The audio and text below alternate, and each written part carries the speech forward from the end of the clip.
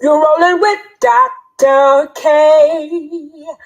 Dr. K. 100 Shades of Disability every Wednesday. You're rolling with Dr. K. Oh, Dr. K. 100 Shades of Disability every Wednesday. And I am so excited. I am back.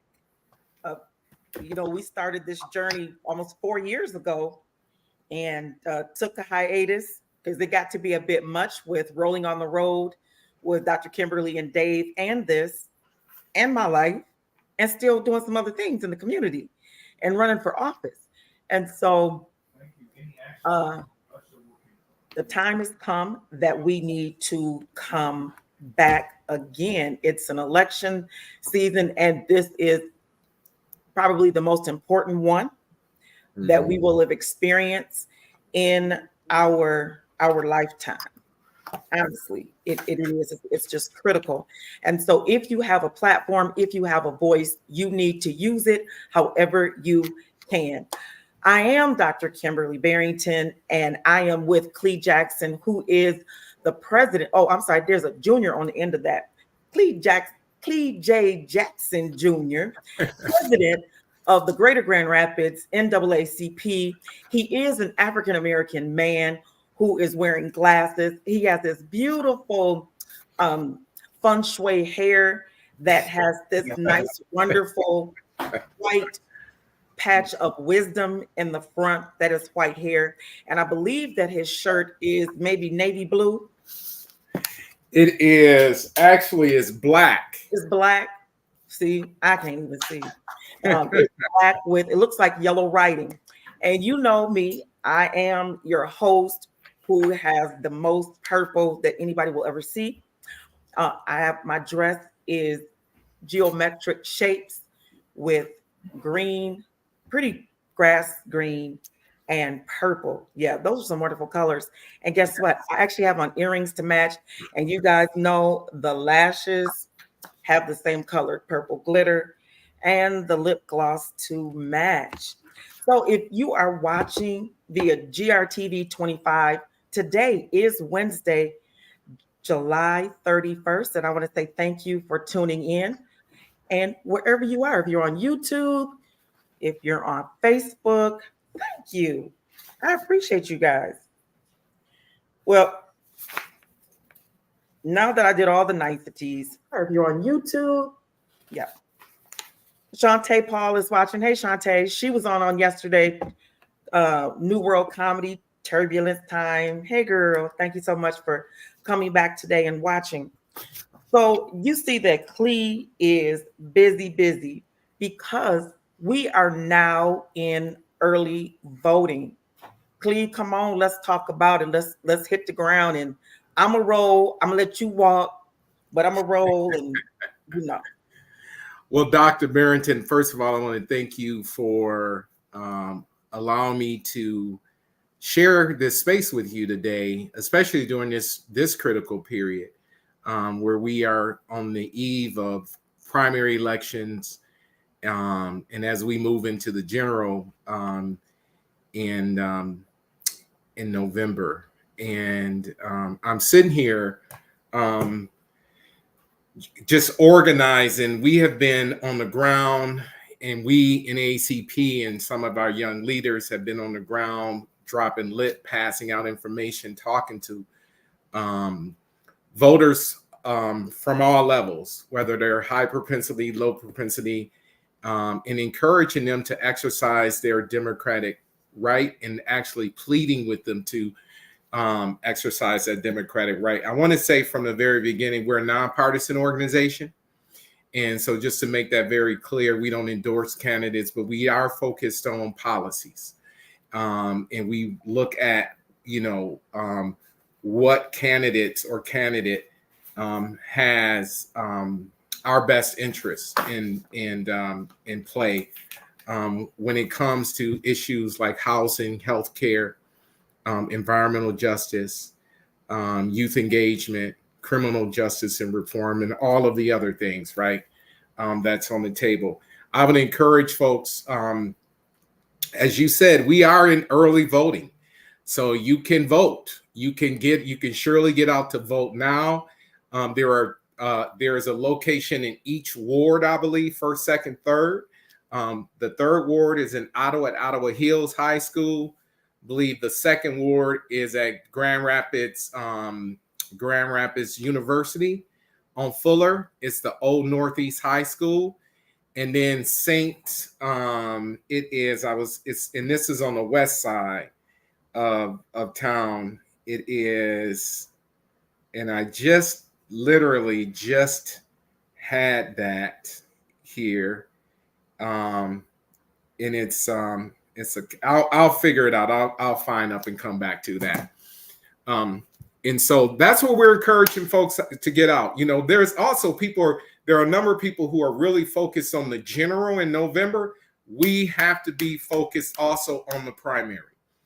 I think that's the piece that people miss all of the time, but we don't know what we don't know. And if we're never taught. So we're going to go back a little bit. First, I want to say, hey to Star Ho. Thank you so much for tuning in. I appreciate you. Got an opportunity to meet Star the other night, and it was an honor. And Shantae Paul says that she's honored to be here. Salutations, Clee Jackson. I'm proud to be a member in the Grand Rapids division. Hey, so Shantae. She's a young woman, and that's what we need. She's a young mother with children. And so it's important that we get people in office that are going to have our best interests.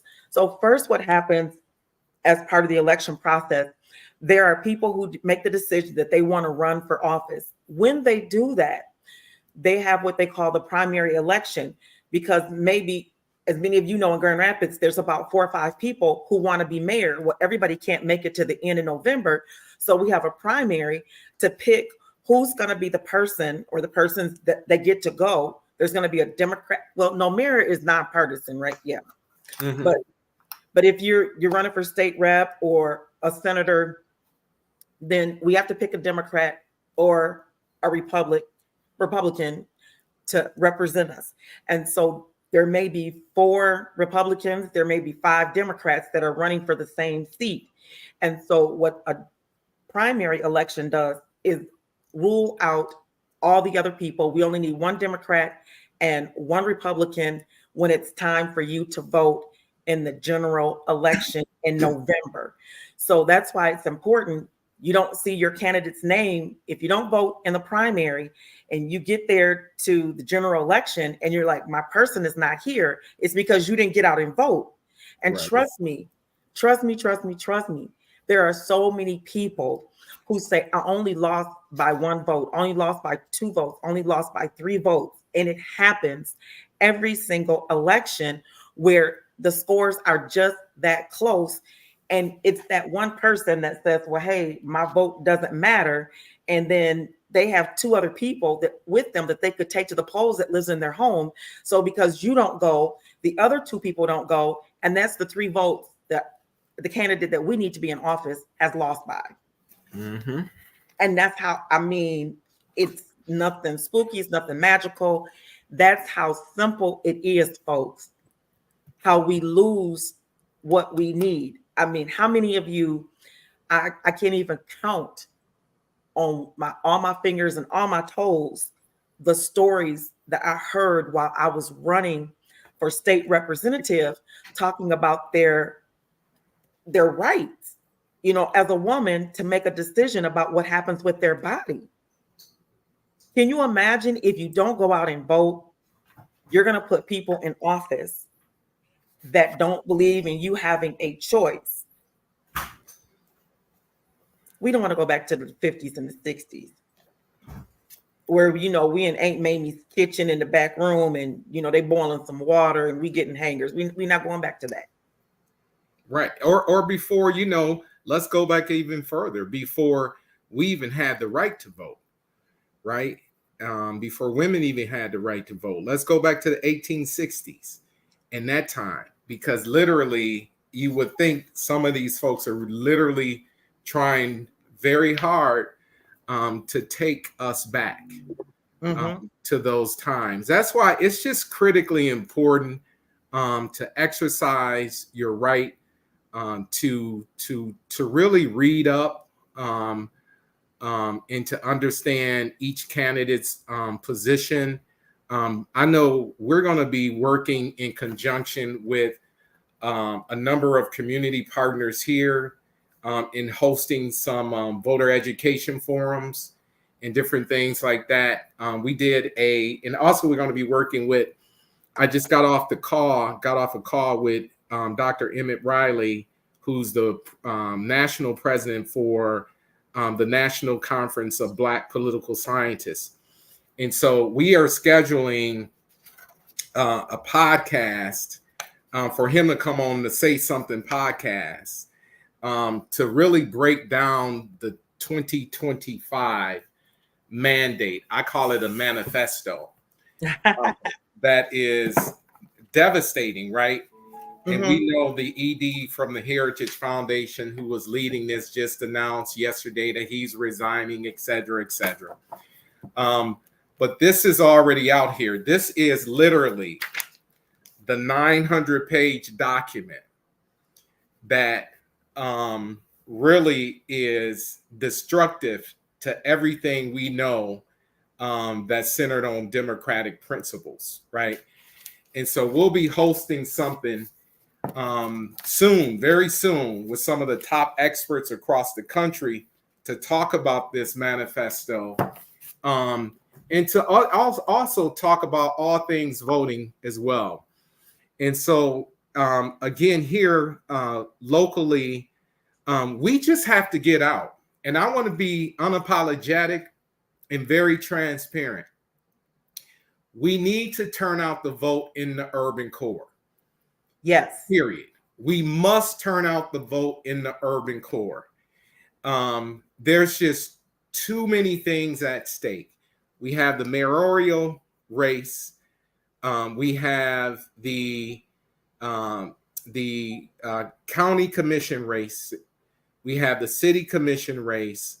We have the 8th district congressional race with a number of folks vying for that. And we have an opportunity to make history in all of those races, right? Especially the mayoral in the 8th district. We have an opportunity to make history. And let me be clear too, because I don't want some folks from another mother saying you're making this about race, and it's not about race, right? It is about having an opportunity where we have representation in all of these seats by people who look like us and who have lived experience, but not only look like us, but also have the policy experience. Yes. So have the political savvy to get the job done. And so that's what it's about. And I'm unapologetic about that.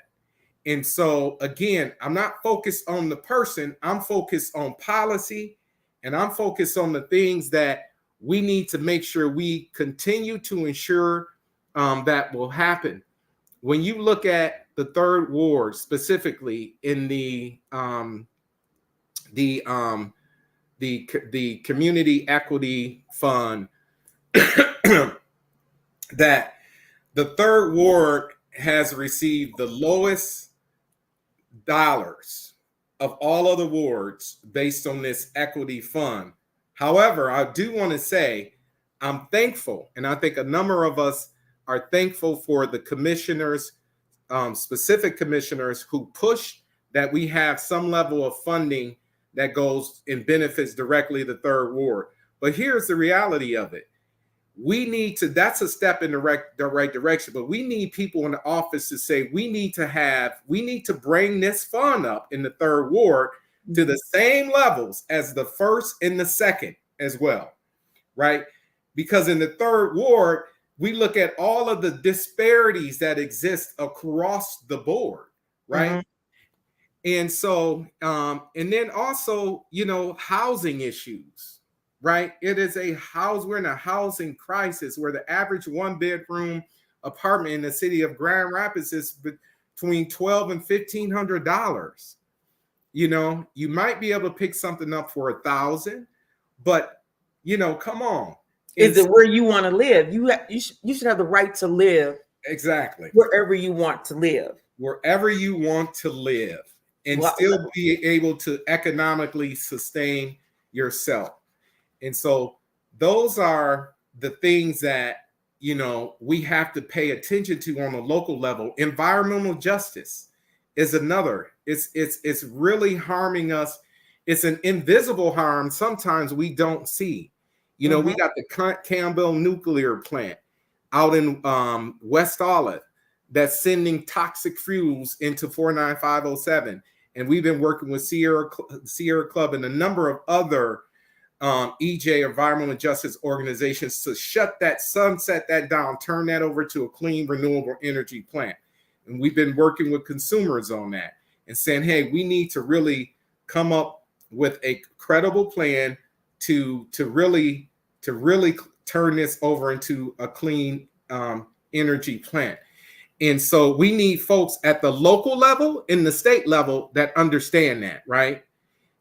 We look at the Kent County incinerator right over on Market Street. When there was a package through our state, and I'm talking about these are state issues and local issues, that clean energy bills, and I take my hats off to Governor Whitmer. Again, I think it was a pretty good step in the right direction by passing this package of clean energy bills, but there's more to be done. But one of the main issues in that was the Kent County incinerator. And they wanted in the legislation that be listed as a clean energy plant. Well, we know burning trash isn't clean energy. No. And so again, shooting toxins into 49507 and some of the things, and they try to, you know, again, they, you know, hey, we're very conscious of practices and how things are done here. And I take my hats off to them as well. And so, but still, that needs to be a legitimate clean energy plant, right? And so one of the things I really want to shout out to Representative Grant and her fellow colleagues for coming up with an amendment to that package of bills that says that Kent County incinerator will be shut down, must be shut down by, I want to say 2030 or 2040 or something, right? I don't have it in front of me. But my point is that will be shut down. That wasn't in the original legislation. And so it's those sorts of things from a local level why it is critically important for us to get out to vote and to turn the vote out. In the last two election cycles, Kent County in the 3rd Ward had historical turnout in the last couple election cycles. So we want to keep that momentum. We want to keep it going. And I think you guys, a lot of you will be seeing us around the city. We'll be doing pop-ups. We're going to hit corner stores, gas stations, supermarkets, barbershops, handing out merch in partnership with our partners, our national partner, Black Voters Matter, making sure that people have the information that they need to vote early, intelligently, and impactfully. Dr. Barrington. And I love those leads. It is now 20 minutes after the hour, and we want to say thank you so much for tuning into Rolling with the Doc. Thank you, Shayna, for tuning in. Shayna is rolling in all the way from Belle Isle, Maryland. Yes, go Maryland. And you need to Google and find out when your early voting is in Maryland and make sure that you get out and vote. If you are watching this show via GRTV 25, today is Wednesday, and it is the 31st of July, and we're talking about early voting. My guest today is Clee J. Jackson Jr., who is the president of the Greater Grand Rapids NAACP. We're talking about the issues that affect us. You made some really great points when you were talking about all the things that affect us on a daily basis, and we don't understand it. When we talk about having clean air or chemicals coming through, you wonder why your kids are sick. Mm-hmm. You know, you have certain diseases, you have a higher, rate of having cancer. All of that comes from, you know, the trash, the incinerator, from those chemicals that are coming, that you're ingesting, that you're smelling, all of the time. And you have to have somebody who knows about it, who's not just running for name recognition. I mean, because trust, there's a lot that comes along with when you run and when you actually get into office. I'm telling you, it's a whole whirlwind. But you want to know somebody who knows the issues and who understands you, that has some similar lived experiences. And please know that if there is a Becky or, an Eric that has some similar, experiences, or a Maria or a Jose, if we have some similar lived experiences, I don't have a problem with voting for you. Here at 100 Shades of Diversibility, and Dr. Barrington, as the founder and the executive director, I'm not nonpartisan. I am a Democrat. Mm-hmm. However, I will vote for the person who has, my best interest at heart, and not just me, but those people that I serve through my community activities and on my platforms. I look at what they need. If you're a person that has a disability, you still can vote. If you don't have your absentee ballot, you still have time to get one sent to you. And I love it here in Michigan. You can have one sent to you permanently. Well, please just do it in something. And you don't have video, right? Right. I'm turning it back on in 1 second. Oh, okay. And every one of the polling stations across the United States, not just in Michigan, because we realize that Rolling with the Doc airs in over 50 states and in 12 other countries. So specifically, we're talking about the United States right now, and anyone who's in the United States and who is voting, and you have a disability, all you have to do is make a phone call to your polling station to let them know what it is that you need, and they are able to provide that. But please do not vote because you have a disability. Your vote counts. In the state of Michigan, we have 2.3 million persons that are registered as adults with disabilities. And if you add in that they're related to someone, or they have at least one person that's attached to them that cares about them, you're talking about 4.6 million people that can be voting. Right. That's not including the parents of children who have disabilities. We got Jessica Strands is tuned in. Thank you so much, Jessica. I love you too, hon. Great young lady. Great insights. She's a voter, and she's a young person with a disability, but she gets out there, she pays attention to the issues and passes out literature and informs everybody has a circle of influence, believe it or not. And so you need to be the voice in your circle and say, hey, this is what we're going to do. Hey, y'all have all kinds of packs to have babies, packs to get high, packs when you're going to do all kinds of, other things. But how about we have a pack that you guys are all going to come together and go down and vote? Please, we need to make sure that they hear it directly from you about if you have someone in your family, or if it is you and you have a felony, are you able to vote? Or if you're incarcerated, can you still vote? If you are incarcerated waiting trial, yes, you can still vote. Yeah. So, and you haven't been convicted, right? So you can definitely vote. I know there's been, I think, Proactive with Kathy Harris. She's been doing a lot of work with the county regarding having folks who are currently incarcerated have that opportunity to vote. And if you are a person with a felony, absolutely you can vote. So you heard it from the NAACP. yeah, let's keep it simple.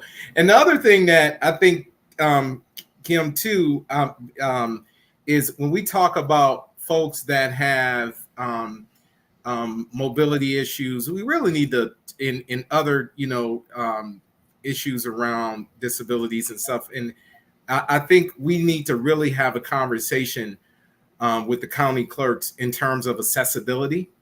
And so, like, for example, my polling place where I went to, it's in this apartment complex, and it's mostly folks who are seniors that live in that apartment complex, and also folks that have some significant disabilities, right?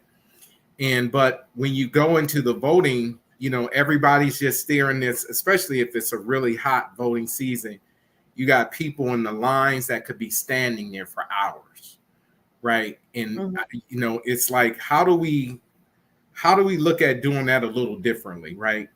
And so people going out through in the hallway, and the room isn't really that big, and a lot of seniors on walkers and canes and stuff, and they're sitting in the line, waiting. So it's like, how do we, at some point, I think there needs to be a larger conversation around that. That's all I'm saying. So I guess the solution, a quick solution would be, what is a facility that's close to that one, that is larger, yeah, and is more accessible if it's not accessible, or having maybe a rental company say, hey, look, we'll have chairs available so that if you're waiting in line, and we got a comment. What did she say? Can it be an area for those who are disabled to have their own area to vote? Now that would be a good option as well. Is that if the handicap section over here, and say, okay, those on that need the extra time, extra space, let them come in so that they're not standing out there in that line like that, but still even having the chairs. Yeah, something. I think that's a conversation. We should have that conversation with Joel, the city clerk, as well as Lisa Lyons, who's the county clerk, and then other municipalities as well. Like, okay, I think we just need to be sensitive to that, and so I just you mentioned that, wanted to uplift that piece of it. The other thing I would say, just real quick, because I don't want to forget. So I have this document, and it was done by the Urban Core Collective, and it is a August primary voter guide, right? And this, I think I have to send a shout out. They did an excellent job. It's very thorough. It features pretty much all of the candidates from A to Z. They address a number of issues. So what we've done is we put this on our website. So you can go to our website, you can download it on your device, or go through it. And but a good give me your website for there. It is NAACP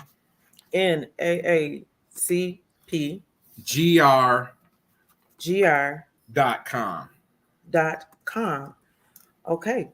And I'm putting that up right now.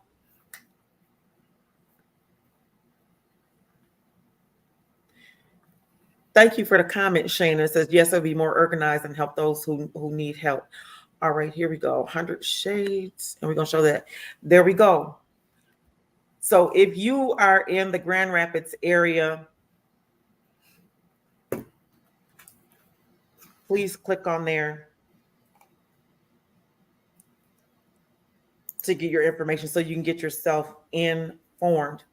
If you are in another state, I would say reach out to the NAACP or any other local group who is into, voting, voter registration, to get your information, because you need to vote no matter what state you're in. And hopefully, Shayna, you're out and you're voting.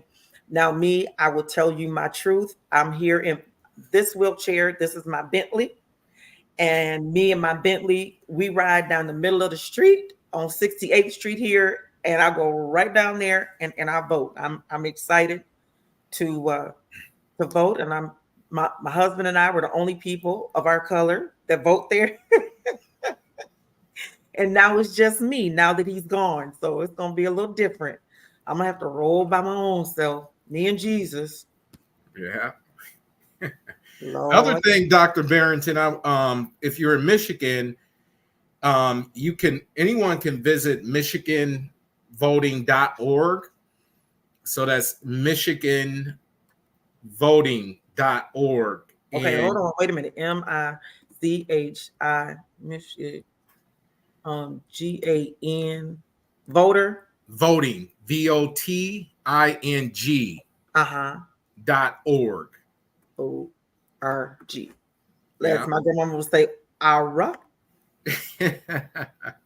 There we go. And did I get it? I did. I think I did. There we go. MichiganVoting.org. That's it. There we go. All right. Boy, she got her working today.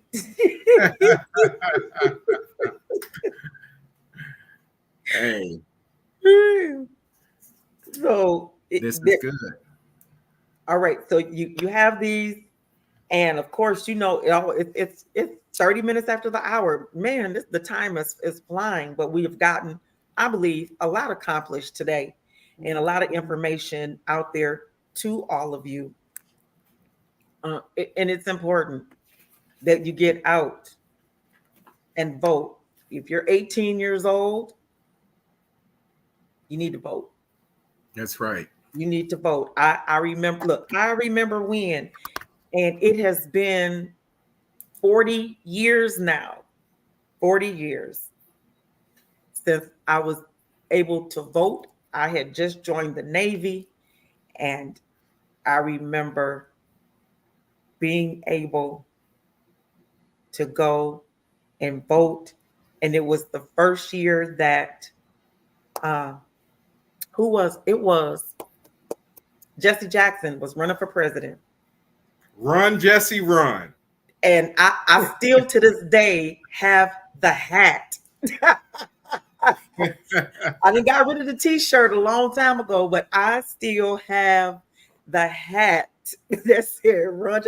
The hat was red and white. Yeah, I remember that as clear as yesterday when they were at the DNC and he made his speech, and it was a powerful moment. And I'm actually glad you mentioned that, because I've had a lot of folks reach out to ask if they could register to attend the Democratic National Convention, which will be held in Chicago. And what I found out is it is only open to delegates. So it's only open to delegates. And then also, if there is a sponsor, the sponsor could invite the individual as a guest or visitor. Okay, Shayna said this show is needed for all those who vote, no matter what state you're in. This is true. Yes. Yeah, it is. Indeed. So I think it's important. We just got to keep pushing it out, pushing information out. We have a pop-up rally, and it will on the 5th of August. Let me see one of those flyers, Javon.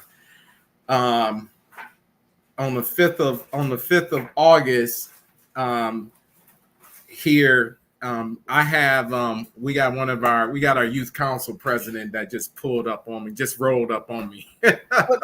Look, well, roll on in the camera. Let's see. Say hi to the people. How y'all doing? And tell us your name. And my name is Javon Fields. Can you see me all right? Bring your head down. There we go. Yeah, I'm Javon Fields, president of the NAACP Grand Rapids Youth Council, here popping up here on President Jackson right now, doing my own pop up. All right. And so, what do you do? So with the Youth Council, we provide an opportunity for youth and young adults to have a seat at the table, right, and have their voices heard. Typically, our older generations like to take the floor, take the mic, and have a seat at the table, but there's never no room for youth and young adults. And we have our experiences and our voices too. And so the branch does a great job of training us and preparing us to be at the table, but we also have our voices to provide the table as well. So, like I always say, if there's no seat, we'll bring our own chair, whether that's a folding chair. I don't care. We got a wheelchair, armchair, a wheelchair, whatever. I want my own chair. Just give me some space in the room, and if there ain't no space, I'm rolling your toes over, and you gonna move. That's all we need. Well, I appreciate you. Can you leave your number so you could be on the show next week and you could represent the youth and why they need to vote? Absolutely, I can do that. We'll you want to have him? I'll have him text you. Okay. His number, yeah. So we can next week, Wednesday, you and I will have a conversation like Clea and I are having a conversation. Bring whatever material you need to bring. He's had me working, typing, putting stuff up, organization on here. But we gotta, each one can reach one. And if you got a platform that we can get the message out, y'all got me. I'm dedicated every Wednesday from now until voting in November. I'm doing this primary. We're going to do this. Absolutely. We're going to have conversations. We're going to get the people out. Thank you so much for stopping by. And Dr. Barrington, the other early voting place is it's in the first ward on the northwest. St. Peter Paul is where that is. Okay. So you can go to Ottawa Hills High School. You can go to St. Peter Paul, which is on the northwest side of town, or you can go to Grand Rapids University, which was the old Northeast High School off Fuller and Leonard. Okay, I got Ottawa Hills High School. Mm-hmm. Hit, and then St. Peter Paul. All right, I'm gonna put the first one up. So okay. This is the first one. What ward can vote at Ottawa Hills High School?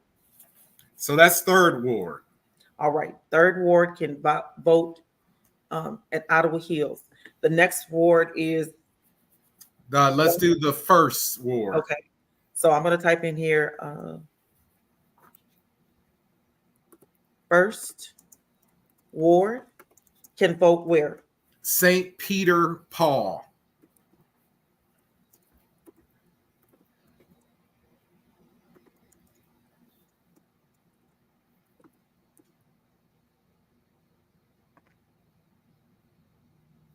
So everybody, the first one where you could vote was for the third ward.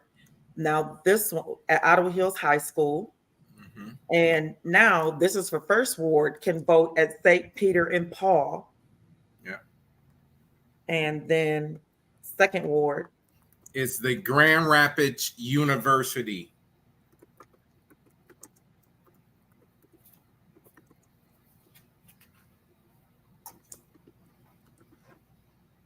All right.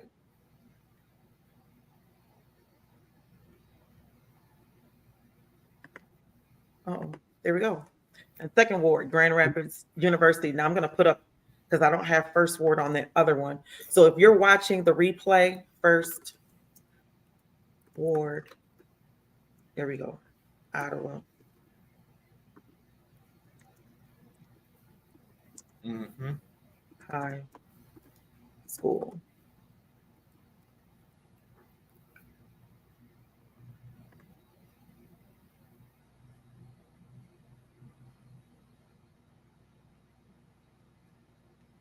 Did it work? Yep, there it is. There. Okay. Show First Ward, Ottawa Hills High School. There we go. Yeah. Okay, this video is No, it's actually Ottawa Hills is the 3rd ward. oh, Yeah. let's take that out. Hide that. 3rd ward.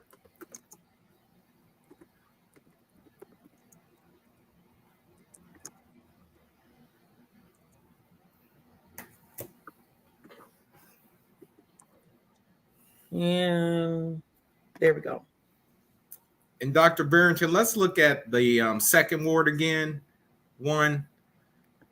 Okay, there we go. So 3rd ward is Ottawa Hills High School. And then let's look at the 2nd ward again. Okay. And 2nd ward is Grand Rapids University. And it actually should be GRPS University. I'm sorry. Okay. So it should say GRPS University.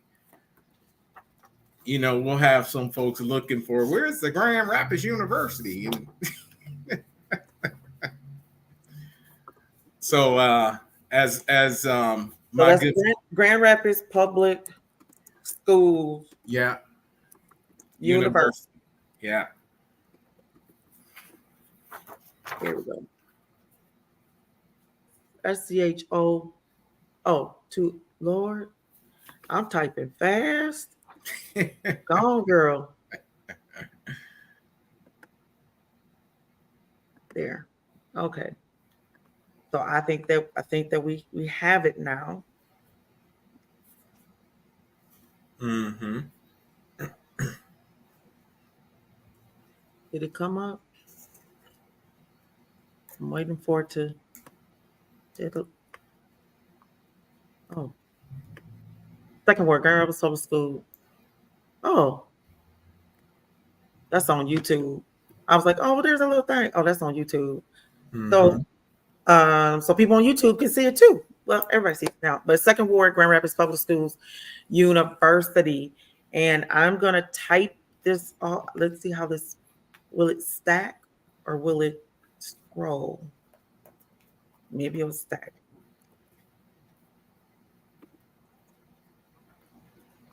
First ward. So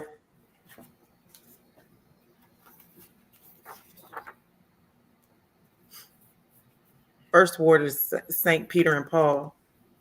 Yes. See, she's trying to do it. She's trying.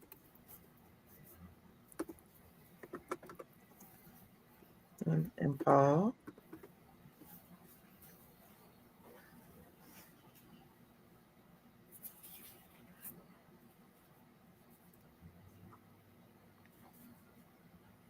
Oh, I should have put a space. Okay, I got it. I don't know which one is showing, but right now, 2nd ward is Grand Rapids Public Schools University. That's correct. So we cover our bases. We kind of explained the difference between the primary and the general election, and everybody needs to come out. The primary is August 6th. I'm going to put that up here. Primary election,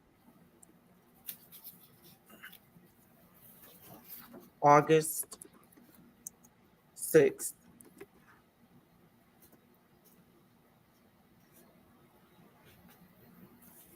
Yep. And this is the other thing, just real quick. A lot of folks have been asking in terms of the mayoral contest, will that contest be decided at during the primary? And no. So that's no. So the top 2 vote getters will go on to the general. Yeah. So and then we're having a pop-up rally on Tuesday at MLK Park on the corner of Alexander and Fuller. Just again, a last push to encourage people to get out. and have some visibility around it. So we'll have some fun. We'll have some of our young leaders up there. We invite the public. We invite any candidate who is running for office to stop by and make comments and just fellowship with the people. And that's what we'll be doing. Rain, sleet, snow, or sun, we will be out there. So you want us to be mailmen, mail persons. Okay. Exactly. Okay. He wants us to be mail persons. I want to say thank you for all of these hearts and lights that are going up. Thank you on all the platforms. We appreciate you. And we hope you appreciate this information. Yes. Yes. Just see, we have folks that are watching on. We got the Rolling on the Road page. We have my personal page. We have 100 Shades of Diversibility. We have my political page, Dr. Kimberly for State House. And we have folks that are on YouTube. So they're just kind of all over. So we want to say thank you. Thank you. So you have it covered. You can teach me some lessons. Oh, well, it's airing on all of these platforms simultaneously. Right. And then as soon as we're done, Giovanni will go to YouTube, pick up the show, and will air it on GRTV 25. Okay, good. I think we might be able to link this on our social media too. So I'll have to find out. I'm sure we could share it. Oh yeah, as soon as we're done, I will send over the YouTube copy, and then that way everybody will be able to see all of the information where they can vote and those websites that we gave, get an understanding of that this is the general election. I mean, not the general, this is the primary that will take their candidate to the general election in November. Right. That's right. And then so wards 1, 2, and 3, you can vote early. And those wards 1, 2, and 3 are really the most critical wards in Kent County that need to get out and get their vote out. And the ability to do the early voting is just phenomenal. So we thankful, grateful to all of the Michigan lawmakers who made that happen. That's right. That's right. And we do our part here with boots on the ground. We got grassroots and grass tops. That's right. It takes all of us to complete the puzzle. Mm-hmm. And we're all here. So we do. Clee, can you give us those dates again? We still have a few minutes left here. When is the next pop-up going to be? So I'm glad you asked that. So we'll be at Pilgrim Rest Baptist Church this Saturday. Hey, that's me. You guys will see me there. Boom, boom, boom, boom. Yes. We're having a community fair. Yeah, so we'll be there with some giveaways and some merch and different things like that. Just educating folks. I believe we'll be there pretty much most of the day, 10 to 4. And then we will also have probably some folks hitting the streets in the neighborhoods as well on Saturday, maybe doing some pop-ups at some other locations as well. Stay tuned, because for those, they're literally a pop-up. We may pop up at a Miss Tracy's. We may pop up at a Sam's Club, and we'll go live and let people know. And then on Monday, August the 5th, from 6 to 8 p.m., we're having a NAACP GR pop-up Get Out to Vote rally. And again, it's, we'll be there. It's all about being visible. It's all about a reminder that Election Day, the polls will be open on the 6th as well, and encouraging people to come to get pumped up to get excited and to be, as we say in the NAACP this year, our national theme for convention was all in, baby, all in. So we want to encourage people to be all in. Thank you, Shana. Shana said this was a great show. So, a couple of announcements before we go. I will be rolling on the road. 100 Shades of Diversibility will be at the Pilgrim Rest Community Outreach Fair on Saturday. It is from 11 a.m. until 4 p.m. and the church is located at 510. 510. I'm looking at my thing. At 510 Martin Luther King Street, Martin Luther King Jr., as we say, Martin Luther the King Jr. Street. So please come on out. We have free food, fun, games, and we have a host of community vendors that will be there. Also, if you are looking for employment, I will have at my table, if you want to be a caregiver, especially if you need to be a caregiver for someone in your family, you don't have to take any other clients. If you care for the person in your family, you can receive a $300 sign-on bonus. So as soon as you sign up and everything clears, with your background check, amen. Amen to that. Yes, amen. With your background check, you will get a $300 bonus. All you have to say is that you found out about it with Rolling on the Road or Rolling with the Doc, or grab, a ticket from a table on Saturday. And if you are a self-pay person, if you sign up for their services, you get $100 credit on your first bill. They'll take $100 off if you are self-pay for care. So we got some great things for you. And if you got something great to say, let me know. Come to the table. We'll have a conversation. And you can come and be on the show. I'm excited. That Gift of Life will be there. You will see my art prize from 2023 will be at my booth. It was my husband, and the piece was called Dying to Give Life. So many times we don't think about that, but it's us. And yep, I am talking about us, people of color. We die quicker than any other, marginalized community. Number one, because we don't always go to the doctor the way that we should, or take care of our blood sugars. And we end up dying because we need dialysis. Our fistula's don't work. And so I am just so honored to say that my husband saved 125 lives. Wow. Through his dying by giving tissue, veins, arteries, and he gave sight to 2 persons who were blind. Wow. That is amazing. Wow. And please don't tell me that you can't give, because I got the sugar. My husband had COPD. He was diabetic.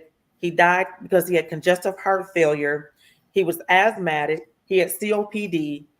He smoked for probably 30 years, but had stopped smoking. He had stopped smoking for almost 2 years when he gave. And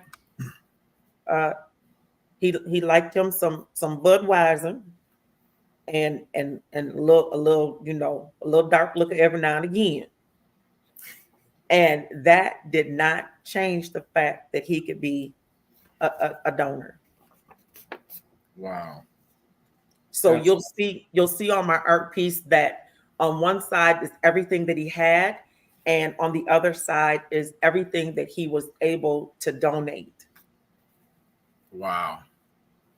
That's powerful. That is powerful.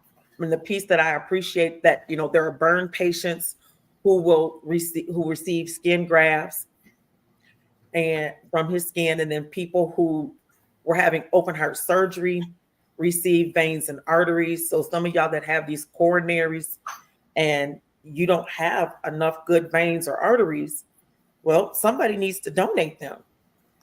If you can't get a heart and they can try to repair it, somebody's got to donate those veins and those arteries. And so he was able to donate veins and arteries. He was able to donate skin. Um, some of his veins and arteries are used to create fistulas for those of you who are on dialysis. And so I'm excited to say that I reached out to Gift of Life, and they should be there on Saturday. And if you want to go back and look at some of my shows, they are on YouTube, where we talk to the Gift of Life. And they let you know that they do not let you die. Trust me. There are very few people who actually, if they are an organ donor, get to be a donor. Only about 1 to 3% are actually a organ donor, because you have to die in the hospital in order to do that. So if you get into a car accident, they're going to try to save your life and get you to the hospital. They're not going to let you go out on the street. It doesn't work that way. They have brain. If you're brain dead, then you can give all of your organs. But if you are heart dead, you can only donate tissue, your eyes, and veins and arteries. Wow. That's exceptional information. And this is the type of information that we need to know. Again, I said there are 3 strategies that I go by when I look at everything I do, especially, and I started looking at these and working in the healthcare industry my entire career. And I said, awareness, first, we got to raise awareness. Mm-hmm. Then we got to educate people. And then we got to make sure people are literate, in that there is some literacy. And some people would say, well, education and literacy is the same. No, it really isn't to me. Mm-hmm. And so, because we all have different lived experiences, mm-hmm. even though, every 50-plus-year-old Black male has not had the same lived experiences that I've had in interfacing with the healthcare industry field, or interfacing with civil rights and social justice. And so that's where that whole piece of education and literacy. So you made me aware, you educated me. Now, how does this apply to my lived experiences? So for your lived experience, you have the ability to reach others. You can be a living donor by giving a kidney, if mm-hmm. You would like to give a kidney. And we usually die or are on dialysis before we ever receive a kidney, because we don't have enough. You can be a bone marrow donor, which is a live donation, and we need it. Right. We're the ones, we don't receive what we need, and we die, in our illness when we could live, because we don't donate, because we need that melanin, right. So what you can do now is become a donor. Now that that's your call to action, is to now say, I'm going to sign up on Saturday when I see, Gift of Life, or I can do it right on my phone and say, hey, boom, I want to, donate Gift of Life. And then I'll go even further, that I'll make sure that I put it in my final wishes that right. my family knows. So the next step is that you have to make your family aware of what your wishes are. And whoever has that part of, you're either going to die one of 2 ways. Either it's going to be instantaneously and you're by yourself, and if they get to your body within 24 hours, then you'll become a tissue donor. If something happens and you go to the hospital and you have to be placed on the respirator, then someone from the hospital will call Gift of Life and say, we have a person, you need to come and talk to the family. And then they'll have a conversation with your family. And then at that point, there needs to be that person that says, hey, Cleve, talk to me. Cleve J. Jackson Jr., talk to me. Mm-hmm. Right. And I have it right here. I recorded it on my phone. I got the video of this is what his wishes were. And one of the wonderful things about with Gift of Life, everything that they take, you're still able to have a funeral. Nobody ever knows that you donated. So they do put prosthetics in where the eyes were, so you don't know that the eyes are not there. Only the family and the funeral home. Mm-hmm. Yeah. Well, this is great information. I enjoyed this conversation. I'm looking forward to seeing many folks out this week and through the weekend and all the way through election and even after election. Absolutely. And so, and I'm looking forward. I have to put a shameless plug in our Freedom Fund, NAACP Freedom Fund Gala and Awards is October the 18th this year. And it is at the JW Marriott. We're looking forward to having just an awesome and incredible time. Again, we're pushing information out through all of our platforms, and you can contact our office, go to our website, contact us via there for membership or for more information. And the number is scrolling along the bottom. Yes. So we're looking forward to it. We're going to have a very exciting time. CP.com. Boom. And there's the website again. If you need the website, NAACP.com. And their number is 616-77. What does that say? I can't even. 719-3478. What he said, area code 616. And if you're not in the state of Michigan, please check your website to find out where there is one near you in your state. All righty. You have been rolling with the doc, and we appreciate you tuning in, and we will see you on next Tuesday and on next Wednesday. Be well until then. Thank you.